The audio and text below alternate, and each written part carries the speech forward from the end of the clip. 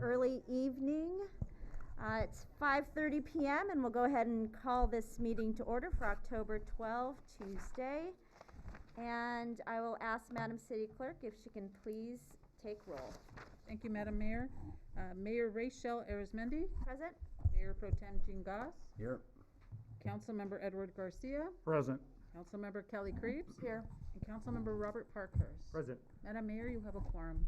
Thank you, Madam City Clerk. And Mayor Pro Tem Jean Goss, if you can lead us in the Pledge of Allegiance and inspiration, please. Please rise. Ready, begin. I pledge allegiance to the flag of the United States of America and to the republic for which it stands, one nation, under God, indivisible, with liberty and justice for all.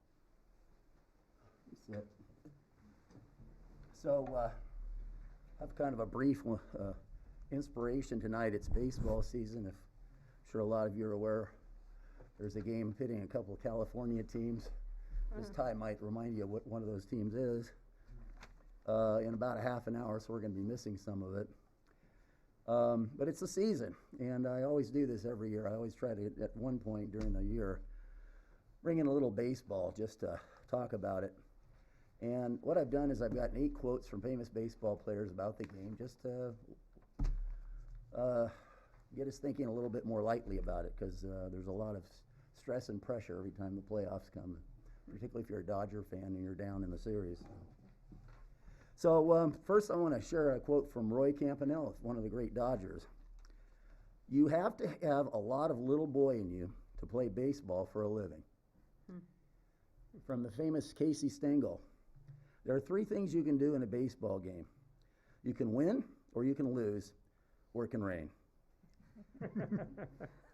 Baseball is like a Jackie Robinson. Baseball is like a poker game. Nobody wants to quit when he's losing. Nobody wants you to quit when you're ahead. Little League, according to Yogi Berra at least, Little League baseball is a very good thing because it keeps the parents off the streets. Leo DeRocher says, "Baseball is like a church. Many attend, few understand." Pete Rose said, "Playing baseball for a living is like having a license to steal."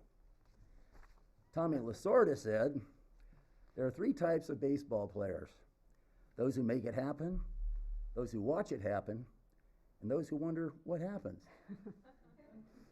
And finally, another one from Yogi Berra: "Baseball is 90% mental, and the other half is physical." And that is my inspiration for the evening, Madam Mayor. Thank you, Mayor Pro Tem. I guess it goes without saying that I'm from Northern California, born and raised, but I'll just keep it there. We know where you're coming from. Okay, the next item on the agenda is approval of the meeting and agenda. And I do have one slight edit on discussion item number 2. The information there is, it should read, it is recommended the City Council consider providing direction to staff on the multi-unit housing, not to consider the ordinance at this point, and that aligns with the report itself. Do we have any other changes or edits or anything to pull from the agenda? Seeing none, do I have a motion to approve? I'll move to approve. Thank you, Mayor Pro Tem. Do I have a second? Second. Thank you. All in favor, please say aye. Aye. Thank you. Next item, approval for reading resolutions and ordinances. Vote of the City Council to read all ordinances and resolutions by title only and waive the reading in full. Do I have a motion to approve? So moved. Thank you, Councilmember Parkhurst. Do I have a second? Second. Thank you, Councilmember Creeves. All in favor, please say aye. Aye. Thank you. Next item, approval of the meeting minutes from September 28, 2021. Madam City Clerk, do we have any edits or changes that were submitted into you directly? Madam Mayor, I did not receive any requests for changes or amendments. Do we have any changes or amendments that need to be brought up at this point? Okay, seeing none, do I have a motion to approve? Move to approve the minutes. Thank you, Councilmember Creeves. Do I have a second? Second. Thank you, Councilmember Parkhurst. All in favor, please say aye. Aye. Great. Next item, Mayor and City Council reports. Who would like to share a report today? I have no report, Madam Mayor. Okay, thank you, Mayor Pro Tem Goss. Same, Madam Mayor. Thank you, Councilmember Creeves. A short report. Okay. I attended the celebration of life of former Mayor George Maurer last week. It was a wonderful celebration over at Christ Church right across the park. And then there was a brunch held at Hart House. The city presented a certificate of recognition of George Maurer's life and the impact and the legacy he left behind. Thank you. He definitely was the water man and the water mayor, so appreciate you sharing that. Councilmember Parkhurst, do you have a report? I do, a short one as well. So as usual, between council meetings, there was a CPA board meeting and nothing to report there. There was also a planning commission meeting last week, and the planning commission finalized discussion on the housing element and recommended it come to the council, so that's progress moving forward. And then the other item was that on Saturday, I went to the Fire Prevention Festival over in Memorial Park, and it was really well organized. I believe it was the fire department that well, of course, the Fire Prevention Festival, of course it was organized by the fire department, pardon me. But it was a lot of great information there. We had our fire department, our police department, the Forest Service, Fish and Wildlife, Day One. I'm probably missing a whole bunch of them, but a lot of great information and a lot of great people coming out there. So I want to thank everyone who put that together for our community. Great, thank you. And I missed the Smashing Pumpkins. I don't know if any of my fellow colleagues were able to go. No. Did we have it? Yes. Yes. Oh. Did Rob Fukuzaki come? He did. Great. Now, hopefully we'll see some photos or videos of that. Next item on the agenda is public comment, and we have public comment now for items not on the agenda. And just as a reminder, yellow cards are in the back if you wish to make a comment on either at this point or during the agenda on other items. We also have our code of conduct that is listed on behind the comment cards. But if you do have a public comment for items not on the agenda, please make your way to the podium and share your name, and we have 3 minutes. Okay, seeing none, Madam City Clerk, did we have any email public comments for items not on the agenda? Madam Mayor, the city did not receive any emails on public comment for items not on the agenda. Okay, thank you. Well, moving right along then to action items, we have our consent calendar. Madam City Clerk Aguilar, if you can please report on the consent calendar. Yes, ma'am, thank you. Tonight's City Council meeting agenda, the council is being asked to consider 5 items on the consent calendar. Consent item A is consideration of Resolution 21-58 approving certain demands, and it is recommended that the City Council approve Resolution 21-58 approving the payment of city warrants in the aggregate amount of $554,443.37. Sierra Madre Library warrants in the aggregate amount of $7,290.08. And lastly, payroll transfer in the aggregate amount of $397,175.08 for the fiscal year ending June 30, 2022. Consent item B is the consideration of amendment to Karen Warner Associates Professional Service Agreement to include development of high-density residential zone as part of the housing element update in the 2021-2029. And it is recommended that the City Council amend the professional services agreement with Karen Warner Associates. Consent item C is consideration of authorization of amendment number 1 to the Sierra Madre Community Recreation Center lease agreement. And it is recommended that the City Council authorize amendment number 1 to the Sierra Madre Community Recreation Center lease agreement, extending the term of the agreement to end October 1, 2022. Consent item D is a consideration of award of contract to Sequoia Financial Services for collection services for the City of Sierra Madre, and it is recommended that the City Council award the contract to Sequoia Financial Services to act as the city's collection agency for outstanding receivables. And lastly, consent item E is the consideration of Resolution 21-56 adopting the Memorandum of Understanding between the City of Sierra Madre and the Classified Employees Association, as well as Resolution number 21-57 amending the classification plan and salary matrix for classified employees and association. It is recommended that the City Council approve both resolutions 21-56 and 21-57. That concludes my presentation. Thank you, Madam City Clerk Aguilar. Do you have any questions at this time on any of the items for the staff by the City Council? Madam Mayor? Councilmember Creeps. So one question or thought on the award of contract to Sequoia for the collection services. I know that this is primarily for purposes of collecting on overdue utility, or maybe entirely for that. And I was just wondering if we could include in our discussion with Sequoia in carrying out their duties under that we ask them to remind folks that they call with overdue bills, that there are resources available for COVID relief, if that's part of the reason why their bill is overdue. So just wanted to make sure that that was part of the instruction. Okay. And we can have further discussion on that if we have any other discussion, but if we can include that into the process. That is noted, Madam Mayor, and we will make that as part of the process. Okay. Any other questions on the consent calendar items? Madam Mayor, just one question on Resolution 2156 regarding the employee matrix for salaries. I just want to be clear that through the collective bargaining process, that the secondary matrix, the one that's going to be in effect in 2022, that there's no cost of living adjustment per se within that specific second salary matrix. Just want to make sure that's clear. And is that something you'd like Assistant City Manager Hernandez to address? Possibly, yes.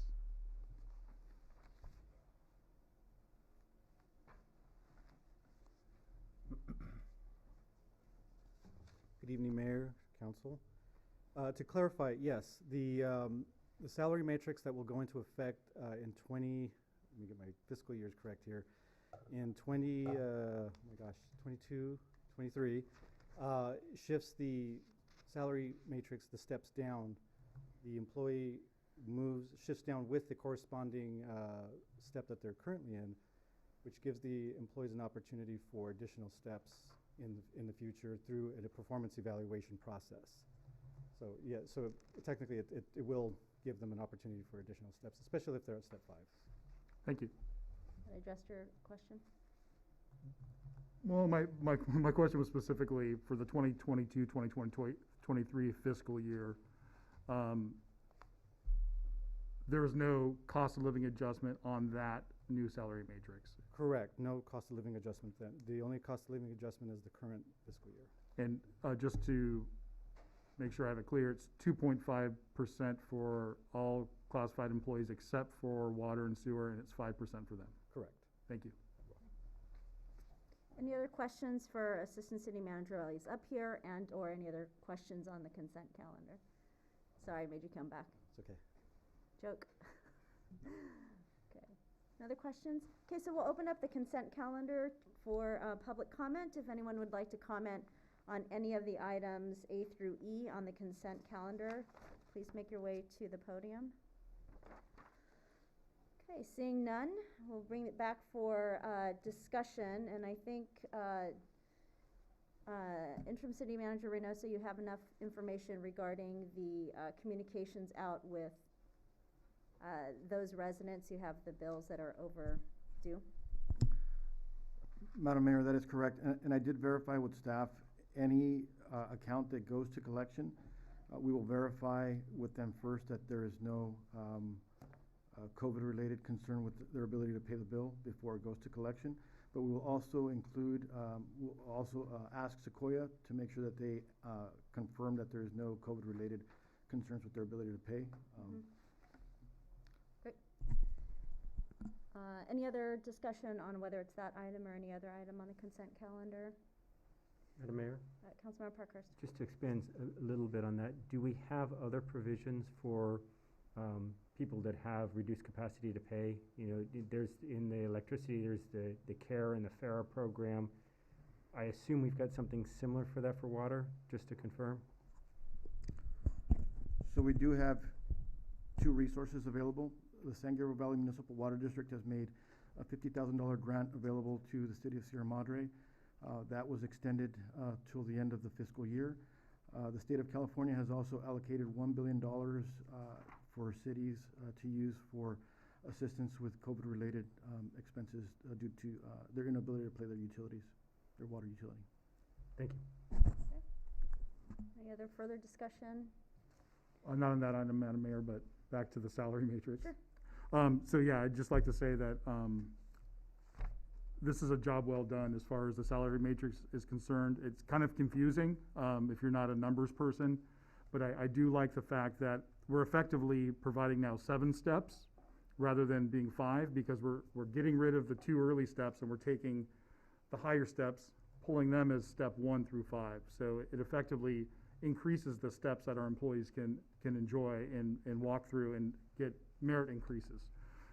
We love our staff. We want our staff to be happy. So I think this is a good solution, as well as those 2 cost of living increases. So I think we're doing a good job there. If you've seen the LA County Personnel Handbook with other steps, it's a book, right? And we're cleaning all that up by taking 2 steps away and then taking those future steps and pulling them back in order for our employees to have a potential higher pay. Right. And that's great for retention. Yes. Thank you. Okay, if we have no other comments, do we have a motion to approve the consent calendar as presented? I'll move to approve. Thank you, Mayor Pro Tem Goss. Do we have a second? Second. Thank you, Councilmember Garcia. And no further discussion? Any further discussion? Seeing none, all in favor, please say aye. Aye. Aye. Okay, that motion carries unanimously. Okay, so we are moving into our discussion items. Our first discussion is consideration of reimbursement agreement for attorney fees related to drafting the development agreement for the Meadows at Bailey Canyon. I believe City Attorney Garagosian, you'll be presenting on this item. Yes, thank you, Mayor. I thought we might take this opportunity to discuss how expenses generally are being reimbursed to the city. So this is just a one-slide presentation, but as you can see, we've laid out all the different approvals that are going to be all the different approvals for the monastery project, for the Mater Dolorosa project, and we begin with certification of the final EIR all the way on the left-hand side. So for that, the reimbursement of the cost of the CEQA consultant, that was contemplated in the MOU. So we have a CEQA consultant currently. The developer is going to reimburse us for the cost of that CEQA consultant, plus 15% for staff's time in reviewing whatever staff has to review with respect to that CEQA document. Next, you have the general plan map. So the expenses for that are covered through the application fee for the general plan amendment. That's a flat fee of about $8,000, and then staff charges $45 per hour additionally for every additional hour of work beyond that $8,000 amount. Then you have the zoning map amendment. That's another $8,000 flat fee. Then you have the adoption of the specific plan, another application fee of about $8,000. In addition to that, the developer has agreed through the MOU to pay for the consultant for the specific plan that staff is using, that staff is contracted with, and they're reimbursing us for those expenses. Then we have the approval of lot line adjustment, which is going to be necessary. That is a $4,500 roughly application fee that they'll have to pay. And lastly, what I didn't mention here is there are noticing fees, both City Council and Planning Commission noticing fees that are generally borne by developers. And that's roughly $700, but in this case it's going to be greater because they've agreed ahead of time to notice every single residence in the city for both the Planning Commission meeting as well as the City Council meeting. And so the goal here is always the full recovery. Generally, the principle here is pay your own way. We want applicants to bear the cost of their development so they don't impose that cost on other residents in the city. The last element here is the development agreement, and that's what this agreement today that you're considering is about. Now, so the development agreement is a contract. It's not like the other applications where they submit an application to the city. It's a negotiated agreement between 2 parties. And so the city decided it's probably best for us to draft the first draft of this, and so we've taken the lead in drafting it because we wanted to be able to shape what this agreement looks like. So we've been negotiating with the parties, with the developer for about, I wanna say 3-4 months now. The city has already incurred $15,000 during the process of this negotiation. The city attorney's office has already been paid for this amount. So what this agreement will do is, if approved, will reimburse the city for its expenses incurred up to $25,000. And the city attorney's office expects that it's going to cost about $25,000 or less to have this development agreement approved. Or rather complete for review by the city council. Generally speaking, development agreements are reimbursed. There are definitely scenarios where the city incurs that cost and the taxpayers just foot the bill. I've seen that in a number of cities, but it's more common for development agreements to be reimbursed. Now, what's unique about this one, and to the benefit of Sierra Madre, is this. Development agreements are reimbursed because they put a clause in the development agreement that says you will reimburse us if approved, or as a condition of approval of the project, as a condition of approval, they'll add reimburse us as a provision in there. This is better because they're agreeing to this upfront, regardless of whether the project is approved or not. Because in the first scenario, the project would have to be approved for the city to be reimbursed its costs. Whereas here, regardless of whether the project is approved, regardless of whether this project goes forward, the city will receive up to $25,000, and the taxpayers will receive that benefit. So with that, I'm happy to take any questions from council. Thank you, City Attorney Garagosian. Do we have questions for him at this point? Madam Mayor, yeah. Garcia. City Attorney, thank you. You actually answered some of the questions I have, but I just want to make sure I reiterate and get those back from you again. An agreement is a contract between two parties. Therefore, if we're the ones drafting that agreement at first glance, that's beneficial to us. Is that correct? Correct. It gives us the opportunity to shape the agreement. Of course, regardless of who drafts it, both parties are going to incur costs, regardless, because we would never just accept the agreement that they drafted. We would have to review it, and we've made a number of edits and negotiated a number of points that didn't exist in the original agreement. But yes, it is to our advantage to be the first drafter. And I'm going from memory here, but I remember your flow chart that I think they were Mets colors. They were orange and blue, right? Blue is when there's city input, and I think orange is when staff is working. From what I recall, the second blue, when we can have city input, that is during the process of whether or not the planning commission will agree and give council recommendation on this agreement. Is that correct? Correct. This agreement will go to the planning commission first. The planning commission will have an opportunity to review it. And again, they can provide their input, and it's still in draft form. So this agreement is still open to negotiation, but once it goes to the planning commissioners can provide their input as to what they think should be in this agreement. And then ultimately, when it comes before the city council can also provide its input and change this agreement before approving it. And then finally, you've already answered, but I'd like to ask again. If council decides to reject rezoning, we will still get reimbursed for the costs. Correct. Thank you. Madam Mayor? Councilmember Creeps. I appreciate the discussion around the reimbursement of costs, but I'm wondering if it might be a good opportunity to also just give a little bit of a high-level review of what the development agreement is. I'm wondering if there's lack of understanding generally. I mean, certainly I'm not involved in property development and, had to be educated that this is something that would be of benefit to the city, would be things that the developer would provide by way of contract as benefits to the city. And so I just wondered if we could talk a little bit about the purpose of the development agreement and sort of where it fits into the overall project process. Absolutely. Management Analyst Carlson, if you wouldn't mind putting that slide back up on the presentation there, I think it might be helpful to look at that. Right, so starting again from left to right, the EIR analyzes environmental issues related to this project. The general plan is the underlying land use document that governs every land use in the city. That needs to be amended if this project is to go forward. The zoning map currently has a designation of institutional. That would need to be amended for this project to go forward. A specific plan is contemplated to be adopted for this project in order for it to go forward. The specific plan would provide development standards unique to this development. The lot line adjustment would basically shift where the lot line currently is so that it would clearly delineate which part is now going to belong to the monastery and which part is going to be part of this development.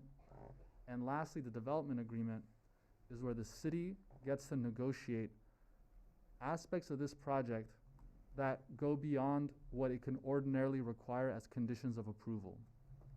So if people are familiar with the concept of a taking, generally you can't, whatever the city requires as a condition of approval has to have some connection to this development.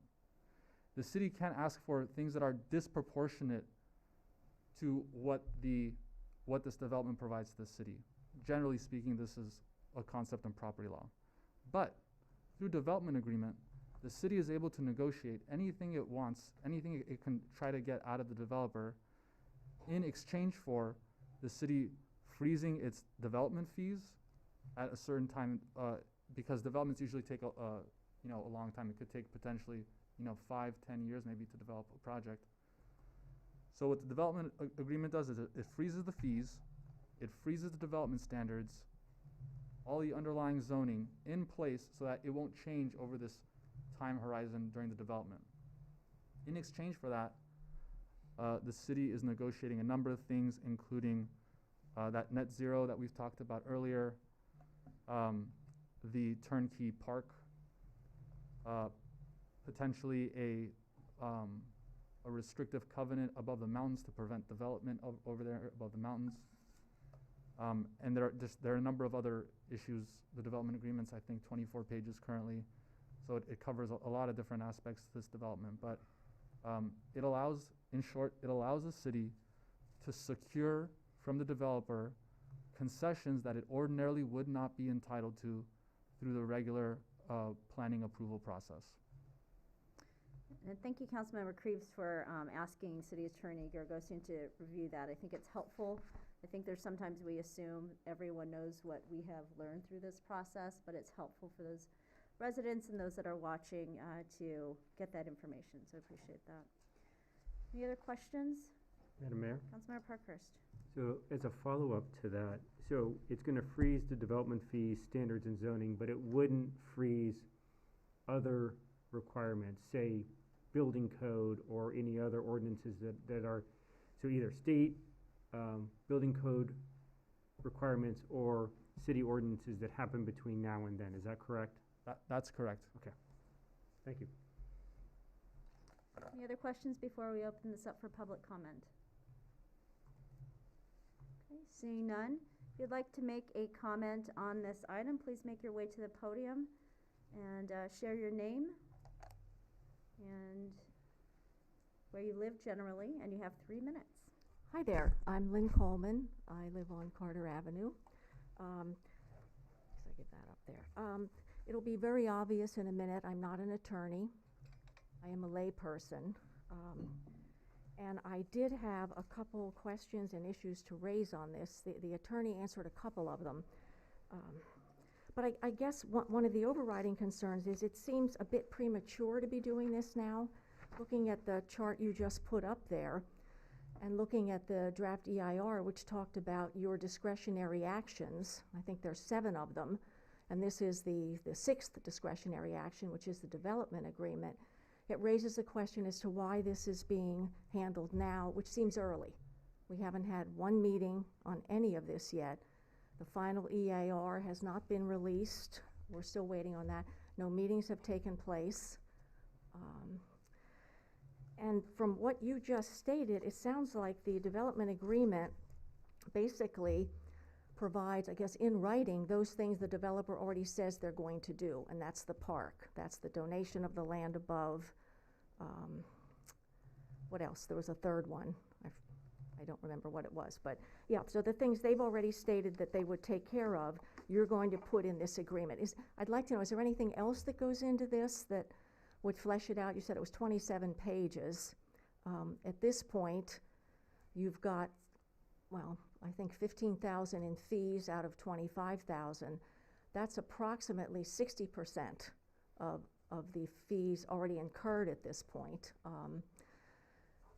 It does seem like it is awfully early to be doing this at this point, and it just seems to raise some concerns among people, because we have the process you just outlined. The development agreement is at the end. I know it certainly takes time to get there, but it would also seem that we have a lot of time ahead of us in terms of review by the Planning Commission and by the City Council to review, the 5 or 6 steps you put up there. So if you could provide a little bit more clarification on that for us, that would be, I think, very much appreciated going forward. Thank you. Thank you, Ms. Coleman. And at the end of public comment, I will ask if City Attorney Garagosian can provide high level as to development project processes and how it fits into other projects that are handled in other cities.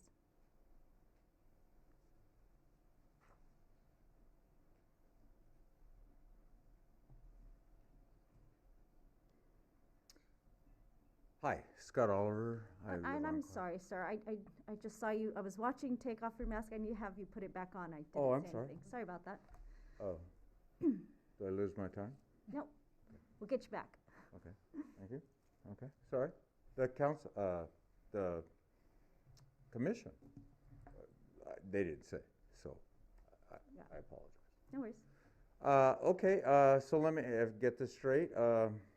You're agreeing, or this agreement is to agree on fees that would be benefited to the city if we agree to whatever development sooner, and those non-use fees would be generated or donated to the city. Why can't we just stay to the developer pays for all actual costs? Because this seems, and I don't know if this is going to be a surprise, but I think this is going to be a real contentious issue in the city and the community. I really do. And I think there's already a lot of stuff going around the city, and I think you people all know that. And so I'd say anything that locks in attorney fees might not be a good idea for either side.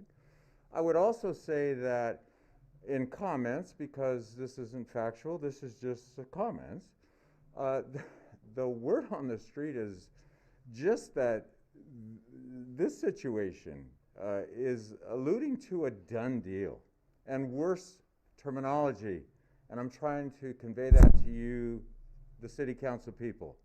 It's contentious. We were here so many years ago for Maranatha. I don't know if the city, because the city's morphed into what it is now and it wasn't what it was 15 years ago, but I assure you that what this project is will manifest into a major issue with the city.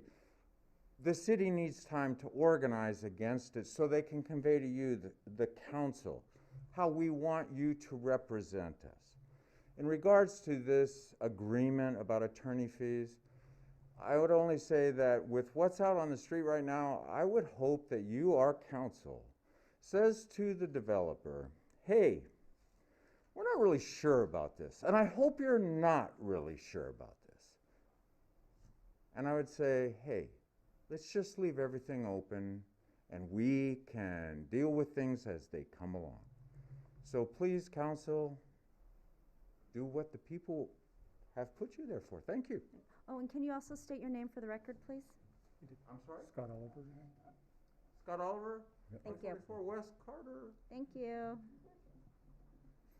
Okay, do we have anyone else that would like to comment on this item?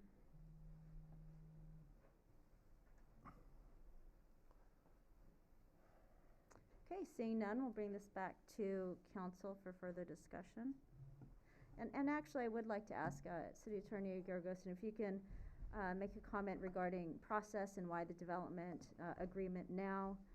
And then also if you can address that developers paying for actual cost comment. Management Analyst Carlson, can I bother you once more to put that slide up? I'm sorry. It just makes more sense if we have a visual aid.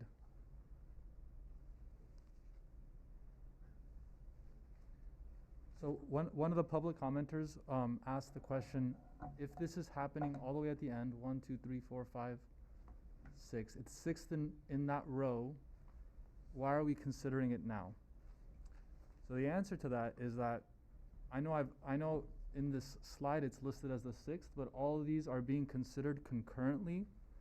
So when the Planning Commission will consider all of these concurrently, and the City Council will consider all of these concurrently. So it's not that one comes before the other. They're all being processed basically around the same time. The development agreement, it's important to do that as soon as possible because it's a big document and it's being negotiated. And it's part of an ongoing negotiation, and the negotiation changes as the project changes. So if we find out something during the environmental CEQA review, the development agreement changes. If during the process the city staff determines that, you know, there's something else that we'd like, or we wanted one thing but now we want something else, again it changes. So it's an ongoing, what I want to emphasize is it's an ongoing process, and it's going to be ongoing pretty much until the Planning Commission meeting, when a final or a draft version will be placed before the Planning Commission for their consideration. So that was the first point about it being concurrent. I want to emphasize that the actual development agreement itself, that process for drafting it is totally independent of any of these other ones. So while they're being considered concurrently, it's not that we have to begin drafting it once the final EIR comments are in or anything like that. The processes are relatively independent, but they're all going to be considered at the same time. There are other aspects to this development, although I don't feel comfortable sharing them now just because they're subject to negotiation. So I wouldn't want to share it and then the developer decides not to do it or we decide not to do it. So it's probably best that we hold off on disclosing anything until we actually get a development agreement in place before the Planning Commission for their review. And lastly, with regard to costs, again, this only deals with the costs, the legal fees associated with the development agreement. All these individual bullets here, all these individual squares have their own fees tied to them that the developer has to pay.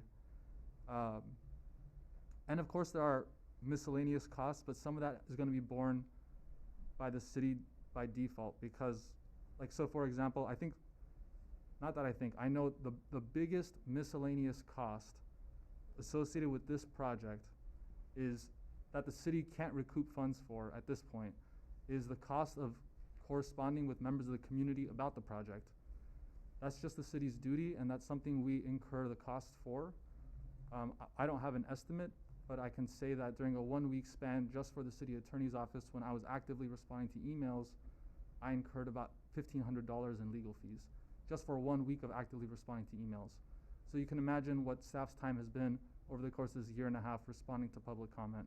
And again, it's our responsibility and we have to do it. At this point, it's not a cost that the developer bears. It's an incidental cost of an application because a lot of applications have issues that come up and staff responds to public comment in response to it. And to my knowledge, no city forces a developer to pay for the cost of the city's interaction with its residents. So it would be totally unique for us to require that. Okay, thank you. That's helpful. And I think what's helpful too to hear is that I think because we're considering this item, it's a reimbursement for your attorney fees, not a reimbursement for a final document. And to understand that the development agreement, as you said, is ongoing. To give the example, if there's something that's found in the EIR and it comes up in public comment, Planning Commission decides, hey, we really need to adjust this, mitigate this item, those things can be adjusted and will have to be adjusted in the development agreement. So the development agreement is a working document, it's ongoing, and what we're considering tonight is just the reimbursement of your time to develop the agreement and to work on it and negotiate on it. Correct. Okay. Comments?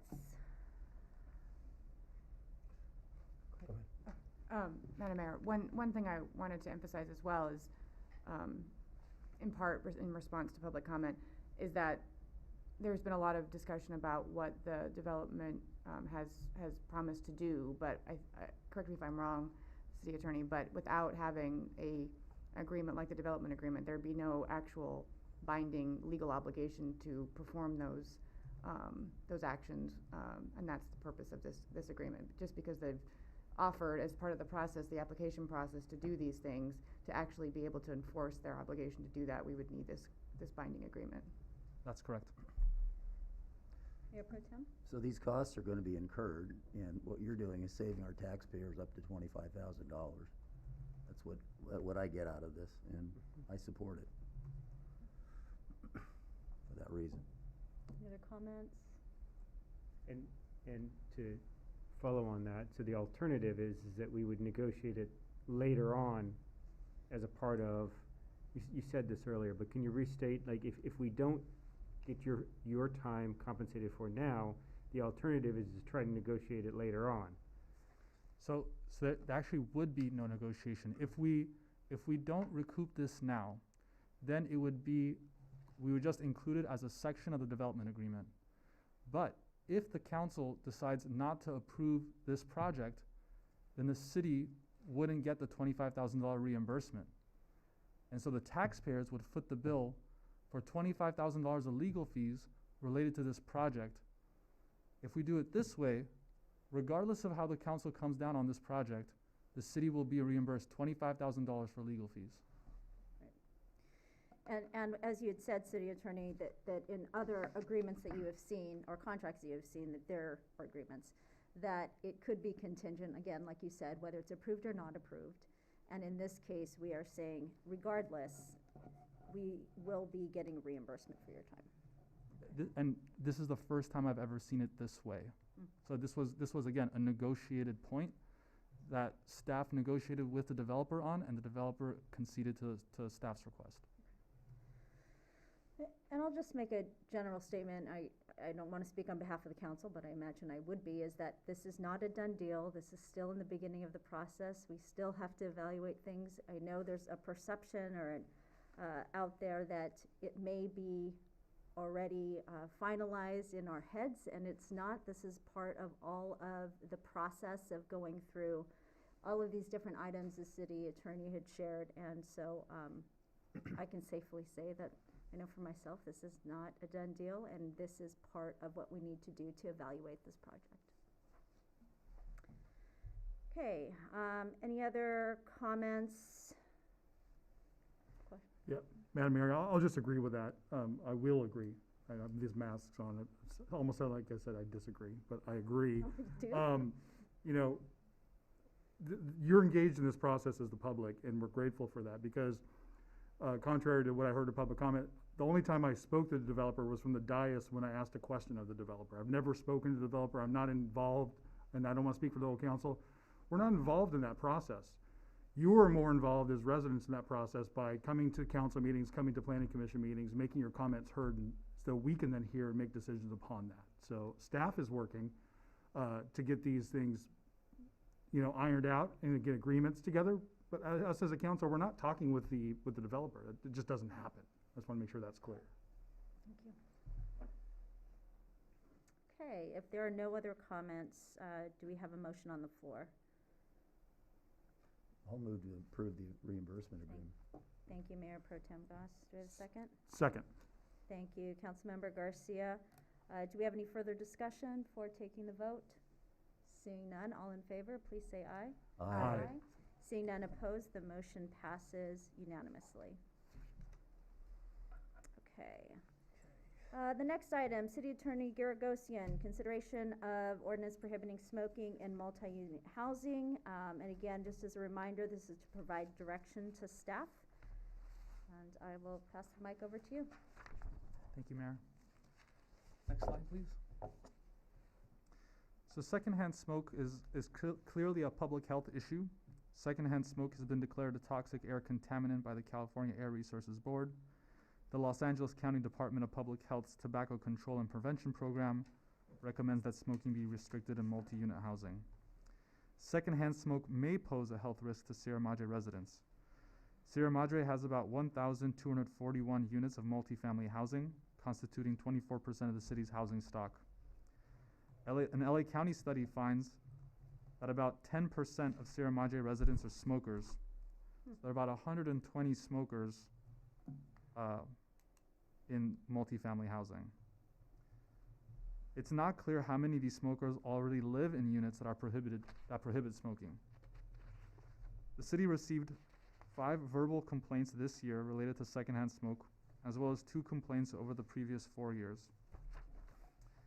Day One Inc., who approached the city at the last meeting and is the reason why this presentation is before us today, is a nonprofit based in Pasadena and advocating various public health initiatives. They conducted a survey of 475 Sierra Madre residents back in 2019-2020 and found that 75% of survey respondents supported a ban on smoking in outdoor private areas and 90% support a ban on smoking in outdoor common areas. In 2014, staff surveyed 10 owners of multifamily units. Of the 10, 4 stated that they would be in favor of such an ordinance, 6 felt that no regulation was necessary, and 8 stated that they had already disallowed smoking in their building. Next slide. Sierra Madre Municipal Code Chapter 8.06 regulates smoking. This is all we have currently on the books as it pertains to smoking. It was adopted in 1994 and it was last updated in 2020 to include electronic cigarettes and vaping products. What this section does is it prohibits smoking basically in public facilities, that's A, and in B it prohibits smoking in public eating establishments, dining, restaurants, bars, and the such. The City Council, if it decides to proceed, may consider adding public parks and natural open space areas to the list of places where smoking is prohibited. Currently, Sierra Madre Municipal Code 8.28.220 prohibits smoking in protected fire areas, which likely applies to all natural open space areas, but it would make sense to include, if this were to be amended, to include natural open space and public parks in that list. Next slide. Enforcement. So there are a couple of questions, if we are going to proceed, that the council should provide staff with direction on. The first is, should we define secondhand smoke as a public nuisance? If we do, it provides staff with greater enforcement authority under both our municipal code and state law. Should landlords be given the right to evict tenants who violate the ordinance? If we require landlords to write the prohibition into their lease or rental agreement, then the violation of the ordinance can be a basis for eviction. Who will be given permission to enforce the policy? I've talked to the fire department about this. One potential method is, so the fire department annually does a site inspection of all multifamily housing in the city to make sure that there are no obstructions for evacuation, or and they also check for other things. One thing they can check for is to make sure that there's a no smoking sign up, that there's no smoking paraphernalia out, and if there is, they can report that to code enforcement. And any resident who has a secondhand smoke issue can also make a report to code enforcement. And lastly, what will the penalties or mechanisms of enforcement look like? If we make this part of the city's municipal code, most likely enforcement would be through administrative fine. Next slide. Other issues to consider will be, how will the city define multifamily dwellings? Will it be 2 or more units or some number of units greater? If it's 2 or more units, it's important to keep in mind that a home with an ADU would technically be captured by the ordinance if it was 2 or more units on a single parcel. Will the policy cover apartments, condominiums, or both? So is it going to be just rental housing or for sale housing too? Will the policy completely prohibit smoking in all areas of the building, or will property managers and owners be able to designate particular smoking areas? When will the ordinance take effect? It's common to have some of these ordinances take effect 6 months after the council adopts it or a year after the council adopts it, so that landlords have an opportunity to apprise their residents or put up the necessary signage. Should landlords be required to provide tenants with information and post signs on the premises? That'd be a relatively minimal cost that we'd be imposing on the property owners. Last slide. Alternatives. So the alternatives before you today are the following. Take no action, receive and file this report. Second, conduct outreach to tenants and landlords and other stakeholders. So that'd be further outreach than what's already been done. Third, create a city council subcommittee to study the issue and return to the city council with specific recommendations for drafting an ordinance. 4, provide policy direction and direct the city attorney to draft an ordinance banning smoking in multi-unit dwellings. Or 5, any other options desired by the city council. And that concludes my report. Thank you, City Attorney Gregosian. I do have one quick question. Did I understand correctly that our current smoking ordinance does not include open space and parks? There is a separate section. It doesn't say open space and parks. What it does say, it prohibits smoking in protected fire areas is the language that's used. And there's a map of protected fire areas. And I'm not sure if that map directly overlaps with all of our natural open space. I'm not sure. Okay, that's interesting. Thank you. What questions do we have for City Attorney? Madam Councilmember Mayor? Parkhurst? So, this came before council in 2014 and 2013. What happened? You know, where, we saw the staff reports on it, but we didn't see any minutes, didn't see any outcomes. Do we know what happened as a result of those meetings? Unfortunately, we don't, or I don't rather. I asked around as well among staff, and staff isn't sure either. It seems like what happened is that direction was given to staff to go back and study the issue further, and priorities changed, and this was just placed by the wayside, and it was never picked up. That's how I recall it.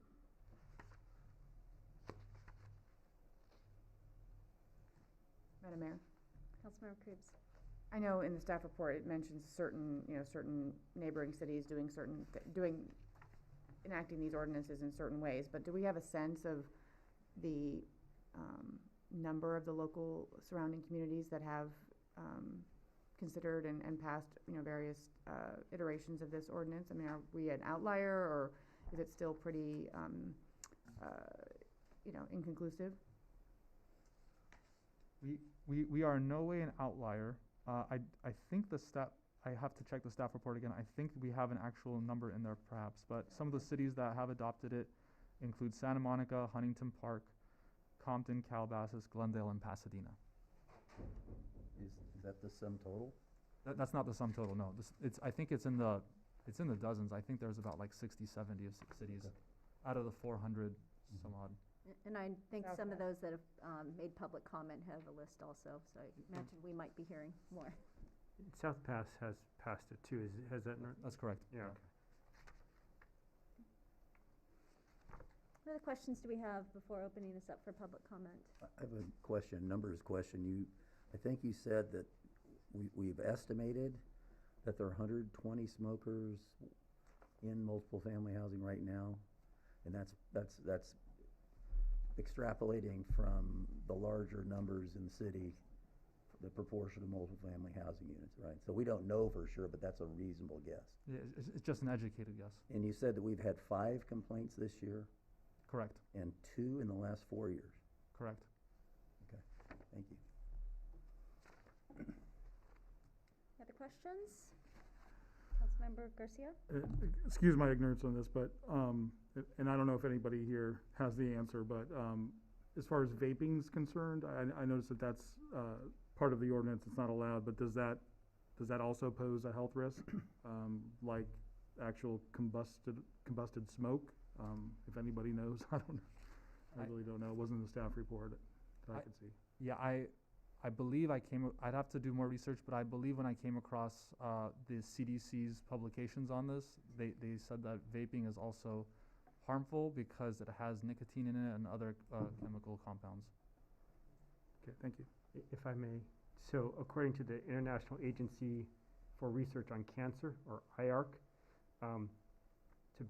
smokeless tobacco, tobacco smoking, and secondhand tobacco smokes are all group 1 carcinogens, which means it's a known human carcinogen. So smokeless, I assume that means vaping. I don't know, and maybe someone in the audience can clarify, but that was the brief background that I have. No, smokeless would be chewing tobacco. Okay, Yeah, but my question is for the public health, response, not for the individual Second. harming themselves, but the secondhand, Yeah. effects. And I believe the answer is yes, because when the city council amended the ordinance back in 2020 to include vaping products, it did so likely because there was a harm to the public. And we can put that on a, to-do list to follow up on. Okay, any other questions? Okay, seeing none, I believe we have folks in the audience that would like to provide public comment on this item. And I believe we received 2 public comment items, via email that I'll ask Madam City Clerk to read out if, it's not duplicative of those that are attending. And as you make your way up, please state your name if you have your card. That would be extremely helpful as we use that for recording and documentation. I have folders as well for everyone. Oh, great, thank you. And again, please state your name and where you're from. Good evening, Honorable Mayor and esteemed members of the council. My name is Alex DeVries and I'm a Community Engagement Coordinator with the local public health nonprofit Day One. Myself, alongside the Director of Tobacco Programs, Alicia Lopez, Project Coordinator Dominic Moran, and our amazing members of the Clean Air Sierra Madre Coalition have been working together to address, educate, and inform Sierra Madre's residents about the issue of drifting, secondhand smoke, and multi-unit housing. First and foremost, I'd like to thank each of you for your time and readiness in having a staff report put together for the consideration of an ordinance prohibiting smoking in multi-unit housing. My team and I have put together informational packets for you all that include letters of support, printed versions of our public opinion survey, informational fact sheets, a map of the cities in LA County that currently have a smoke-free multi-unit housing ordinance, and more. I'm here tonight to speak on smoke-free multi-unit housing policy enforcement and implementation. Smoke-free policies that are in place to protect residents and improve their housing stability are the same policies that, when enforced, may put another resident's housing stability in jeopardy because of possible penalties or eviction. However, when under a smoke-free housing policy, residents are not required to quit smoking to reside at the location, but they are prohibited from smoking wherever the policy designates. Examples of graduated enforcement for smoke-free multi-unit housing attempt to achieve the dual goals of protecting residents from secondhand smoke and protecting housing stability for all residents through different modes of implementation. Most cities with smoke-free multi-unit housing policies educate landlords and property managers on how to interpret changes to their city code pertaining to smoking and what it means for their tenants. Some examples include posting clear and unambiguous no smoking signs in sufficient numbers and locations, not permitting the presence of ashtrays or other receptacles primarily used for the disposal of smoking waste within enclosed common areas, and providing written notices to all residents and landlords regarding the smoking restrictions. They also require landlords and property managers to include provisions in any new tenancy lease that smoking is prohibited in those units and enclosed common areas, and declare that a breach of the multi-unit housing ordinance is a breach of the rental agreement. For example, several months after the city of Beverly Hills enacted their smoke-free multi-unit housing ordinance, they prohibited smoking in all common areas, enclosed and unenclosed, and in all rental units governed by a new lease or a renewed lease, including any renewed month-to-month leases the following year. They prohibited smoking in all units, and this included both rental units and owner-occupied units. Similarly, the City of Pasadena actively implements their smoke-free multi-unit housing ordinance with the assistance of code enforcement. If an individual violates the law and a complaint is made, the city issues a warning letter along with education information about the law. If a second complaint is made, a second warning letter is issued, and subsequent violations may result in graduated citations ranging from $100 to $1,000 in a given year. While the intent is not to be punitive, these fines are meant to help with compliance. Myself and colleagues at Day One are a tobacco control resource for the city, so please reach out to us for any assistance if needed. Thank you for your time. Ooh, I gave you those extra few seconds. Thank you, Mr. DeVries, and if you'd like to submit your comments to share with the City Council, you can do so too. Do you have anyone else that would like to comment on this item?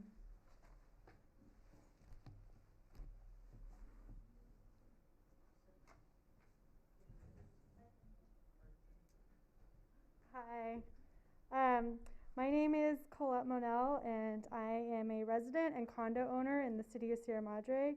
I'm here to discuss secondhand smoking and to support the city's ordinance to prohibit smoking in multifamily housing. I have been negatively impacted from neighbors' smoking habits in which cigarette smoke drifts from their adjoining patio into my unit. As discussed earlier, there are several cities in Los Angeles County that have adopted ordinances that prohibit smoking. To briefly touch on a couple examples of enforcement and implementation, cities like Beverly Hills and Pasadena used a phased-in approach for residences to make their complexes 100% smoke-free. This allowed sufficient time for all the tenants to comply. Information was shared with landowners, property management, and a reasonable grace period was given for lease terms. Complexes, which included condos and townhomes, were provided more time to comply since HOAs were involved. I want to thank you, the city, for considering the ordinance to prohibit smoking in multifamily housing. This protects all residents from smoking. And I just want to add also, it is a public nuisance because more people are working from home. You can't get away from it. Like, you used to be able to go to work, and now your home is your work.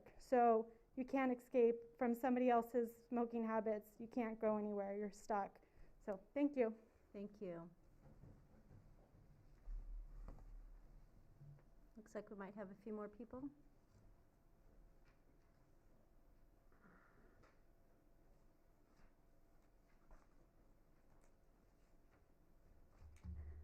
Good evening, esteemed City Council members. My name is Dr. Mary Doyle. I live on Sierra Madre Boulevard for the past 8 years, and I'm a physician employed by the LA County Department of Public Health. First, I'd like to thank the City Council for moving so quickly to consider regulations to prevent exposure of city residents and pets to drifting smoke from cigarette and cannabis products and vapors from electronic smoking devices. Since there is no acceptable level of exposure for toxins or chemicals emitted when such products are smoked or vaped, it is imperative that we not delay in enacting these ordinances. And it is not a good yardstick to only use the numbers of complaints as a call to action or not. It's just not safe for anyone. Tonight I want to emphasize 3 points. First, any ordinance that limits drifting smoke in multi-unit housing in common areas adjacent to such properties needs to be broad enough to include electronic smoking devices that emit aerosols. And Councilmember Garcia, though the word vapor sounds harmless, it is anything but. These vapors contain nicotine, ultrafine particles that damage lung tissue, and cancer-causing chemicals. And in fact, a bystander will inhale the same amount of nicotine as the person actually using the electronic device. It's also worth noting that in 2015, the American Society of Heating, Refrigeration, and Air Conditioning Engineers concluded that ventilation systems cannot eliminate vapors from electronic cigarette devices or smoke. Second, such ordinances are not new. At least 144 jurisdictions in California have already adopted ordinances that prohibit smoking in multi-unit housing. And though some of them have not explicitly mentioned e-cigarettes, and though these laws are generally interpreted to include them, we need language that's unambiguous and includes any device that emits such vapors. Of note, in 2021, the American Lung Association's report on the state of tobacco control, the city of Sierra Madre received a grade of F for its provision of smoke-free housing and a C grade overall. We must do better. Finally, in 2010, the LA County Department of Public Health reported that only 9.7% of Sierra Madre residents smoke. This fact alone demonstrates already our community's commitment to healthy practices by the majority of our community members. It's not right to allow a minority to deprive any of us of our access to clean air and the freedom from exposure to toxins we choose not to use. So thank you for your thoughtful consideration of this request. Thank you, Doctor.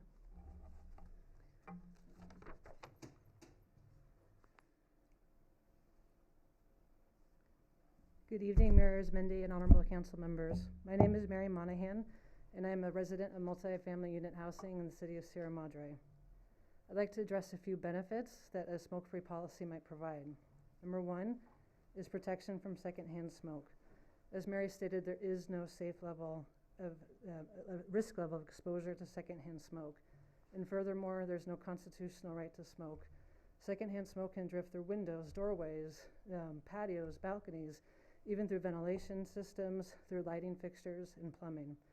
And what happens when it comes into the neighboring units, we have people who are most at risk to getting health effects such as cardiovascular disease, lung cancer, and of special note to me right now being pregnant is the risk of SIDS and asthma to our infants and children. A second benefit is a market advantage. Surveys are showing that a growing number of residents are seeking smoke-free housing, and they're even willing to pay more for it. We already know that units that smell like smoke are less likely to be rented and to be sold, and it decreases the property values. Number third is reduced cost. According to the American Journal of Public Health, a study showed that the average smoking-related cost for apartment owners was almost $5,000 annually. So just look around here. When people smoke, not only is there secondhand smoke, but there's third-hand smoke. It gets into the carpets, it gets into the walls, the ceilings, the cabinetry, and that has to be cleaned and replaced.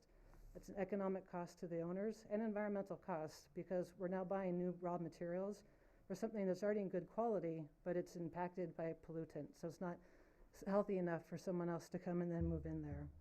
Number four is a reduced fire risk. The use of cigarettes is a leading cause of residential building fires. And according to apartment management, some insurance companies even offer discounts on fire insurance to owners of smoke-free apartment buildings. I know that's especially important for us in the city of Sierra Madre because we do live in a fire-prone area. And then lastly is positive modeling. We know that kids that are exposed to secondhand smoke are more likely to grow up and smoke themselves. A society can be measured by how it treats the most vulnerable of its citizens. And if you sit back and think, who primarily is living in multi-unit housing? It's young families, it's elderly, and they're the ones that are most at risk for the damages that the health impacts can have on secondhand smoke. So I would call on the city of Sierra Madre and encourage us to be leaders on both public and environmental health by considering a ban on smoke-free housing, or considering a ban on smoking in multi-unit housing. Thank you very much for your consideration. Thank you. We have another person.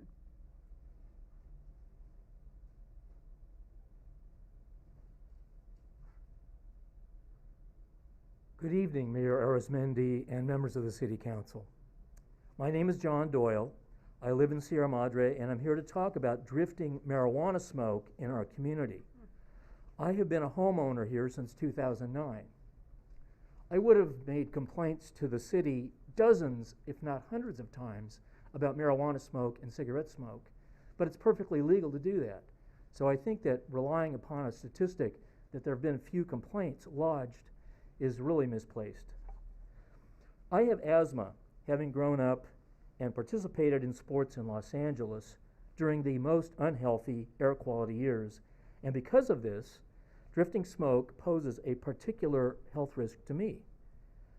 I believe that the people of Sierra Madre who live in multi-unit housing have the right to breathe smoke-free air in their homes, balconies, and backyards. Since the legalization of recreational marijuana, the amount of cannabis smoking in the common area of the apartment complex immediately adjoining my backyard has gone up exponentially and has become more and more of a problem for me. Every day I'm in my home, I smell and breathe marijuana smoke that drifts inside from where the smokers congregate next door to socialize and smoke. I don't think it's right, but that's exactly what's happening to me. I ask that the City Council quickly pass an ordinance that prevents the smoking of tobacco or marijuana in multi-unit housing in Sierra Madre. There's a common misconception that cannabis smoke, including that from electronic smoking devices or ESDs, does not have any harmful health effects. All secondhand smoke is harmful, including aerosols emitted from ESDs and cannabis smoke. In fact, cannabis smoke contains many of the same chemicals found in tobacco smoke, such as ammonia and hydrogen cyanide, as well as many other carcinogens. Cannabis smoke contains twice as much tar and ammonia and 8 times as much hydrogen cyanide as tobacco smoke. It impairs vessel formation and function and remains in the bloodstream for up to 3 hours due to secondhand exposure. Cannabis aerosol exposes people to particulate matter that can irritate the lungs and cause asthma attacks and respiratory infections. Currently, the California Health and Safety Code pertaining to marijuana usage prohibits smoking marijuana in all areas where tobacco is prohibited. There are many cities in LA County who have enacted ordinances to eliminate the harm caused by drifting marijuana smoke in multi-unit housing. It is time for Sierra Madre to do the same. Thank you. Thank you.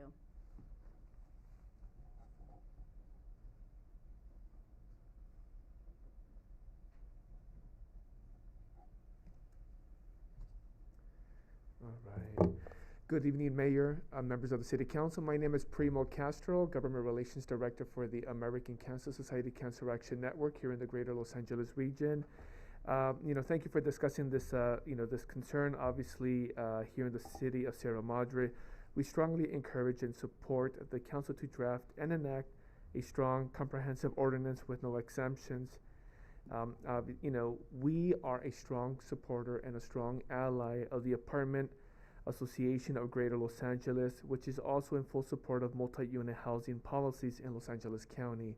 So, what does that mean? It means that the greatest association of apartment owners is in full support of these policies because they understand firsthand what it means, not only because it's a public health threat, but also because of the third-hand smoke that it produces in these units. So just the cost of turning these apartments over is very costly to them. But we also have to keep in mind the lives that we're trying to save because of the secondhand smoke. As we all know, secondhand smoke drifts from unit to unit. There's no such thing as, especially in an apartment complex, there's no such thing as every unit having their own HVAC. That doesn't exist. It's one HVAC system that helps spread secondhand smoke from unit to unit. On top of that, we all know that there's crevices through the electrical outlets, etc., to the ducting vents. That secondhand smoke it's transferred from unit to unit. So we have to be very careful about making sure that that we stop smoking everywhere and stuff. So at the end of the day, we know that smoking can cause over a dozen types of cancer. Part of the reason why I'm here urging for you to help draft, enact, and pass a multi-unit housing ordinance here in the city. Thank you very much. Thank you. Do we have anyone else that'd like to comment on this item? Okay, seeing none. Madam City Clerk, can you let us know the names of those that have submitted comments and if they were in favor or not in favor of this consideration of an ordinance to ban smoke-free, or to have an ordinance for smoke-free multi-unit housing? The city received 2 emails, Madam Mayor. The first is an email from Liz Williams, and she has attached a letter supporting the City Council's consideration of an ordinance to require multi-unit housing to be smoke-free. And the second email is from Natalia DeVries, and she has also is also in support of having the City Council consider an ordinance for smoke-free multi-unit housing.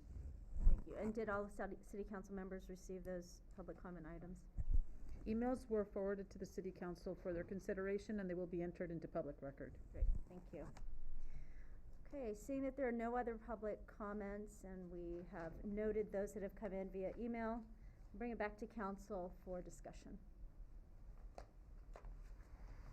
Madam Mayor. Councilmember Garcia. So this is a question, not discussion, and I don't know if Mr. City Attorney can answer this, but I was wondering if a landlord needs a municipal ordinance in order to ban smoking on their property. No, they don't need a municipal ordinance to do so. Okay, thank you. Mayor Pro Could Tem I follow Hall? that up? Did you give us statistics on how many multifamily housing units are non-smoking now?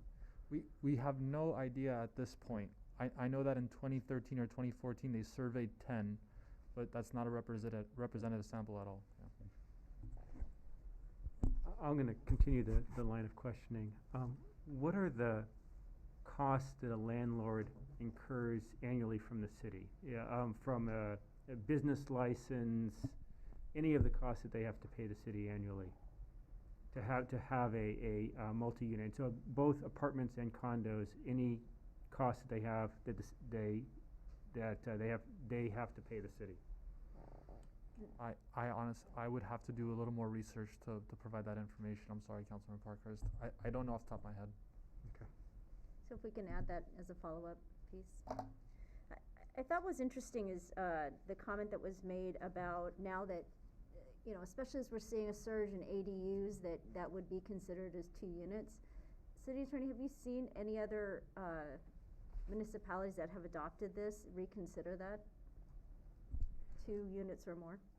I don't think any city, again, I'd have to check, but I don't think any city that I'm aware of has adopted an ordinance that pertains to 2 units or more. I think it's usually 4+ or 5+. So on this page 3 of the report, I see the number of units for Pasadena, South Pass, and Glendale are 2 or more units? I saw Madam something Mayor? similar. The one, I think it was South Pass that I read, actually, the ordinance that was included, actually exempted, single-family homes from the definition, even though it was defined as 2 or more units. Okay. And I'd like to ask a question, why is that? Why are we not including single-family homes in this? I mean, I understand the secondhand smoke issue, but the issue which was very powerfully made here, is that smoke is bad for everybody, no matter what wherever they're living. Seems like if we were to pass this, we'd be creating kind of a 2-class system in the city where we'd have some people protected, but most people not. And I'm kind of wondering if I would to support that, I'd like to know what the logic is behind it. And I guess part of what my thinking through that is that if it's your own personal home, that you should have the right to be able to use your private property as you see fit. But that's my immediate response to that, is what I'm thinking. That's kind of my view, but we're talking about condo owners here who own their own homes. In some cases, I think most people are in apartments, I'm guessing. That's probably the greater number, but. But I think that the difference in my mind is, you know, condo unit, you have a balcony to balcony, it's a closer distance. You know, you have feet versus, you have less than 10 feet versus tens or longer feet. So you've got kind of, it's harder to get away from it. And I don't know if in condos, the case on the HVACs, you know, I wonder does every condo unit have its own HVAC system? If not, if you have a building HVAC system, then you are exposed, there isn't a way to escape it at all in your own home. Can I just bounce this back off you guys? Yeah. Okay, I take that, but we also heard testimony from a person who owns a home that's close to multiple family housing, who's impacted by multiple family housing. He could just as easily be impacted by a single family home on the other side.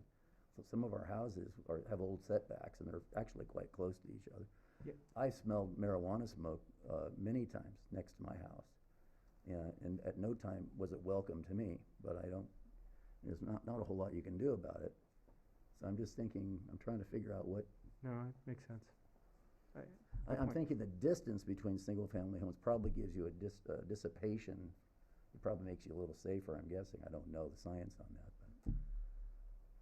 Another thing to consider, council, is, not to make this more complex, but SB 9 now is going to allow for duplexes in single-family zones.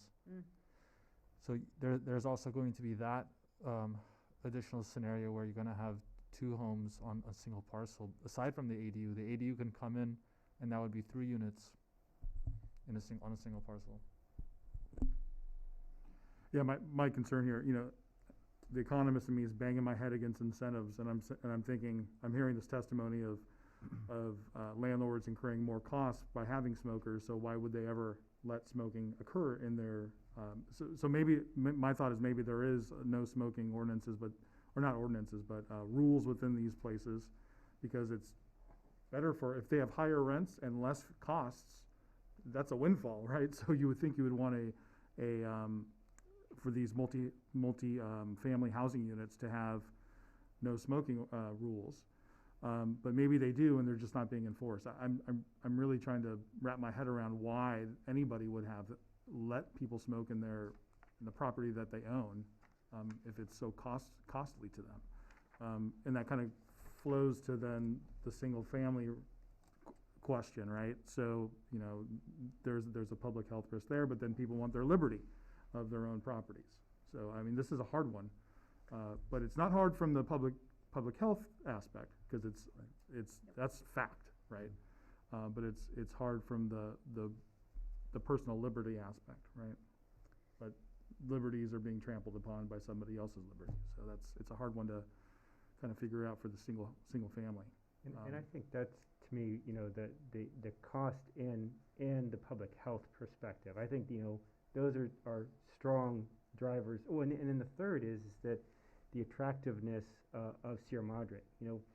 We could be losing out on renters going to Pasadena or to other cities because they have no smoking ordinances. And if you have a choice on it, and increasingly those are young people that are living in those units.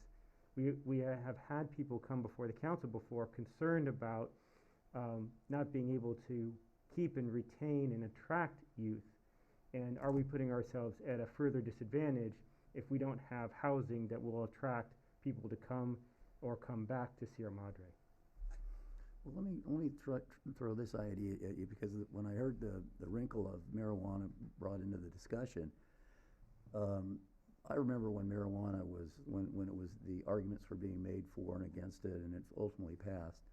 And those arguments, one of the most powerful ones was that essentially that habit had already been established among the people, that it was a very ordinary thing, and that it had become akin to drinking in terms of its capability to provide people with some kind of diversion, mentally and otherwise. So, to take your point, it is true that the younger population does imbibe in cannabis more than the older generations. Wouldn't they also be the ones coming to those apartments? Wouldn't they also be the ones living in these apartments? Wouldn't that make it less attractive for some young people who aren't smoking cigarettes, right, but might be using cannabis? Is there a way we could write this law to separate the two? I don't know. I'm not carrying water here for the cannabis industry, but I mean, there's a lot of cannabis use in this city. I think you all know that. Well, I mean, I think that if we're basing the decision on public health, and everything we've heard from the evidence is that there's really no meaningful difference between the health effects of secondhand smoke coming from cigarettes or tobacco versus marijuana, then I'm not sure there's a huge, I mean, if that's the basis on which we're discussing this, and I'm not sure, I'm interested in creating those distinctions, because to me, if it's a health crisis, then you need to address the health crisis. I mean, one other sort of wrinkle in this, and it was brought up in the staff report, is it seems like many of these ordinances don't outright prohibit all smoke in multi-unit housing, but have a designated, outside, unenclosed, designated smoking area. And so that really hasn't been part of the conversation. So I just want to make sure we're thinking about that as well. I did take to the speaker from day one, that that can disproportionately impact lower income renters, and can be used as a pretext for evicting some of those folks. And so I do take that into consideration, that this isn't really meant to be an effort to force people to stop smoking. This is about protecting people from unintended, secondhand exposure. I'll share that I do have an appetite to explore this further. I am not interested at this point to consider things for single-family homes. That'll be after my time, I think, if that's all something that you consider. But I am interested in exploring further. I also am interested in, and I know it's not directly, but the ordinance that we currently have in place, just to get clarification as to the open spaces that I asked the question about. I think that would be important to consider. And so hearing, for the public health purpose, and because I think another piece that was important for me to hear too is the percentage of people that possibly are smoking in Sierra Madre. If we are looking at a 10%, and it is a public health issue, it's a point that was made, I think, by the doctors, that is the minority here, and if it's something that we want to consider for the majority of people because of public health to have safe smoking or safe air to breathe, I again would be compelled to explore this further. So I'd love to hear where the rest of the council is in exploring further and as to what the next steps are. I definitely am not ready to ask staff to draft an ordinance at this point without some policy direction, but I'm interested in seeing what we can consider, and some of the questions as Councilmember Krebs had posed, is this something that we're going to consider that we'd ask that there is a place that can be used on multi-unit housing properties for smoking. There was a list of questions on page 4 of our staff report, things that we need to consider also with enforcement. So I think there still has to be some work done here, but again, I'm interested in getting more information about it. So I'm sorry. I'm of the same mind. We obviously have lots of questions still, and we need to consider this, especially the public health issue. And I'd also like to know if there's any ordinances on any municipalities where single family has been banned, just to get a perspective on what's going on statewide. And just as a reminder, on page 5, we do have some potential options. Did you have a comment, Councilmember Parkhurst? Yeah, so I'm inclined to support this as well as further investigation. On some of the questions, I spent some time thinking about it. I think that, secondhand smoke is a public nuisance. I think it's pretty straightforward. I want to know kind of what the impacts are and kind of where there could be some concerns raised, but that seems to me straightforward. One of the things that I'm trying to figure out is we don't have a huge staff here in Sierra Madre, and the enforcement is one that I really want to make sure we're thinking through and being thoughtful about. I like the approach from the fire department because they're already doing that. It would be part of the inspection. I'm less inclined from the police department perspective, just because we want them there protecting us in the case of crime versus responding to smoking calls.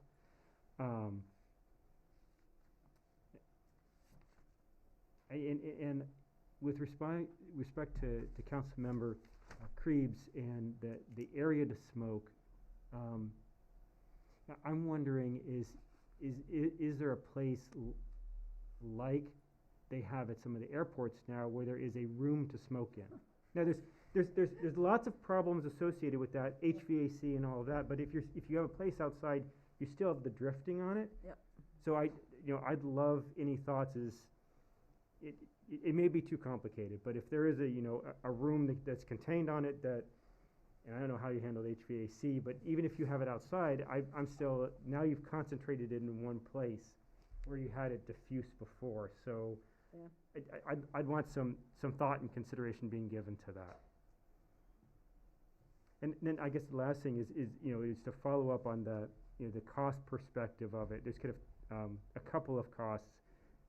One is the penalties. Are there any incentives can we give? Do we want to think about it from a cost perspective? Is that if you decide to be an optional smoking resident, apartment or condo, is there a cost to that? I'm not sure that's the right way to go, but that's the other side of it, is if they're not paying any fees, then do we require a fee for that? And there was one other point, pardon me, just 1 second. And I've lost it, and my apologies, I thought I had it. Madam Mayor, Councilmember Creeps? I like the idea of enforcement on site, the idea that, the landlord would have the ability to take remedial action or, ultimately evict a tenant that isn't complying, if that's the way we went here, because I think that's gonna be specific to the situation at hand and, versus a general code enforcement. First, I think, obviously we're not interested in, this being a, revenue source. That's not the point of this. And I think that the cost of processing and enforcing and, all of the things would put a burden on the city in a way that, frankly, we're not set up to handle. And I feel like the idea of allowing the contracting parties, the landlord and the tenant, to sort of work it out and give the landlord another tool to incentivize compliance would be, to me, a better, more cost-effective, and ultimately probably more effective mechanism of enforcement versus, a fine or something like that. It doesn't strike me as effective. I have hated cigarette smoking my entire life. I have a tremendous bias in all this. When I was 8 years old, I hounded my parents, who both smoked mercilessly. I hounded them for about 6 months along with my younger brother. And we got them to quit smoking both in the same week. And it might have added years to their life, I don't know. So I hear everybody who's talking about the smell and the danger. There's no question that it's a public health hazard. It's really kind of obnoxious. So I would like to provide you with some kind of relief, but I think everything that has been set up here really is, from what I've learned by being on the council, when you start asking questions, you have to go a little deeper. I think to get a good ordinance, we really do need more investigation. And no, I wasn't real serious about regulating single-family dwellings. They'd be recalling me tomorrow if I really was serious about that. But I mean, the point is a valid one, that if we're concerning about public health, maybe we start talking about this as a bigger issue that across our town. But clearly we have people who are suffering as a result of secondhand smoke. And I think we owe it to ourselves to at least find some kind of resolution to it. I don't think that's going to happen tonight. So there's a few things we can do. I'm hearing there's at least interest to explore further.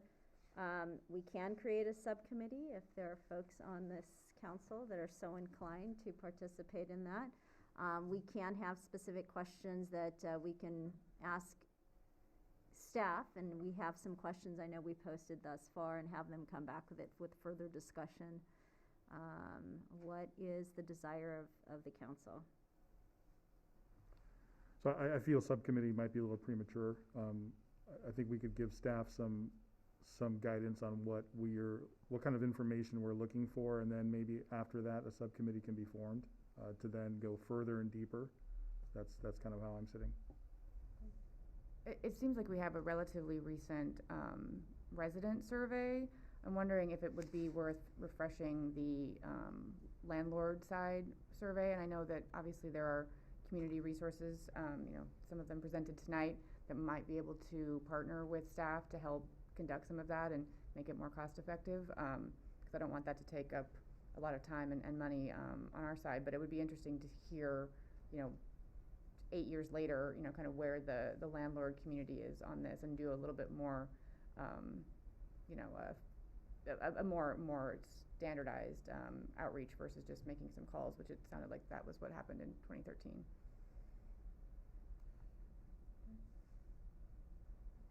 All right, so we have some suggestions, at least, of getting some information from tenants and landlords, and also revisiting some of the other surveys. Sounds like we are not at a point for subcommittee, but we have quite a few questions that we have posed tonight. What I'd ask for council is, as you're reflecting on this, if you have other questions in terms of policy direction I should say policy direction, questions that we'd like to have answered, and we can agendize this at a future time. Yeah, we want to make sure that we not only throw landlords in there, but it would be Tenants. Well, I guess condos are an issue too. We do have condos, and those would be like homeowners associations as well. Reach out to the associations and see what they have going on. That makes I'd sense. like to know more about the cannabis side to it too. I mean, to what extent that's a kind of a concurrent issue with cigarette smoke. I will volunteer for the subcommittee if and when we decide to do one. Ooh, okay. And it looks like we have some resources here also from those that came to speak today, and so we don't have to reinvent too many wheels. It may not be specific to Sierra Madre, but at least to get some general information. Okay. The other thing I'd like to consider is then, should we go forward, maybe we park this for a bit, is the cost for rolling it out.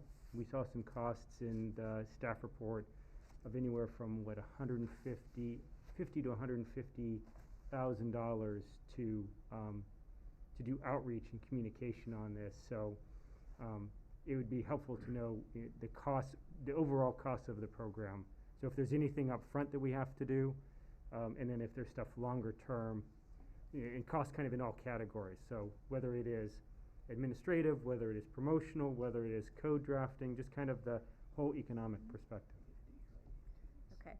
And so, I know we're directing staff to do quite a bit, so I want us to be cognizant of that also. So maybe what we can do if we're meeting individually, the city manager, is just to make sure that we're pretty concise as to what we're looking for, and that we are spending our resources with staff time as efficiently as possible.